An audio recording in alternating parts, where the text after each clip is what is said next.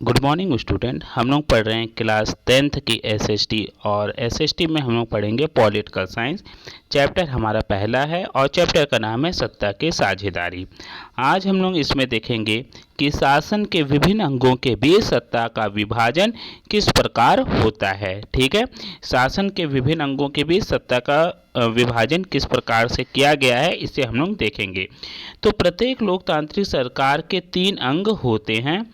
पहला अंग है विधायिका, कार्यपालिका और न्यायपालिका। ठीक है, लोकतंत्र सरकार के कितने अंग हैं? 3 हैं, विधायिका, कार्यपालिका और न्यायपालिका। भिन्न भिन्न कार्य करते हैं, ये अलग अलग प्रकार के काम करते हैं, इनको अधिकार प्राप्त है। विधायिका कानून का निर्माण करती है, जो देश के लिए कानून बनाती है वो कौन बनाती है? विधायिका के द्वारा कानून बनाया जाता है। कार्यपालिका उन्हें लागू करती है, जो विधायिका के द्वारा कानून बनाया जाता है उसे लागू करने का कौन कार्य करता है? कार्यपालिका करती है। तथा न्यायपालिका उसकी व्याख्या करती है। ठीक है, वह उन व्यक्तियों को दंड देती है जो कानून का उल्लंघन करती है।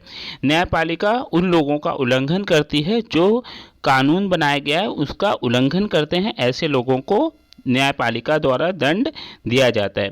सरकार के अंगों का इस प्रकार विभाजन इस बात को निश्चित करता है कि किसी भी अंग के हाथों में असीमित शक्तियां इकट्ठी ना हो। तो इस प्रकार से शासन का अधिकार कार्यपालिका, विधायिका और न्यायपालिका में बांटा गया। तो ये क्या दिखाता है कि शक्ति जो है किसी एक व्यक्ति के या एक क्षेत्र के अधिकार में सिर्फ ना हो, प्रत्येक अंग दूसरे अंग पर नियंत्रण बनाए रखता है। ये तीनों अंग एक दूसरे पर नियंत्रण भी बनाए रखते हैं, जिससे किसी भी अंग के मनमानी करने की संभावना बहुत कम हो जाती है। जब तीनों एक दूसरे पर नियंत्रण बनाए रखी है तो इससे क्या है, कोई भी अंग अपनी मनमानी नहीं कर सकता है।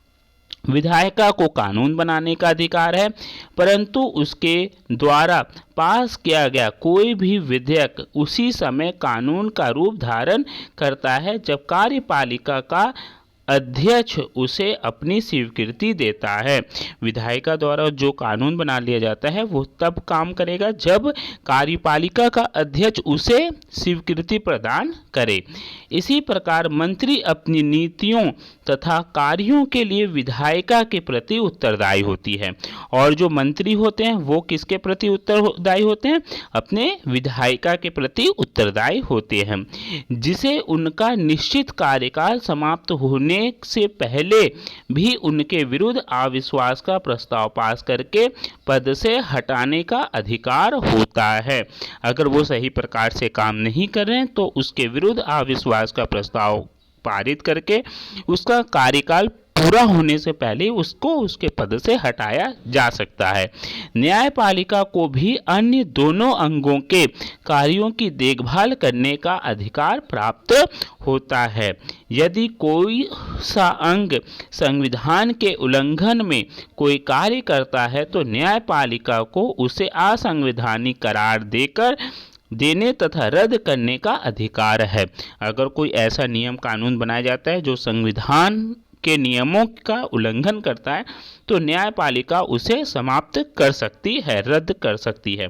सरकार के 3 अंगों के बीच शक्ति के विभाजन के परिणाम स्वरूप शासन सुचारू रूप से चल रहा है। जो शक्तियों का विभाजन इन तीनों में किया गया है, कार्यपालिका, विधायिका और न्यायपालिका, इसके कारण जो है शासन जो है सही तरीके से चल रही है। ठीक है, तो ये थे शासन के विभिन्न अंगों के बीच सत्ता का विभाजन।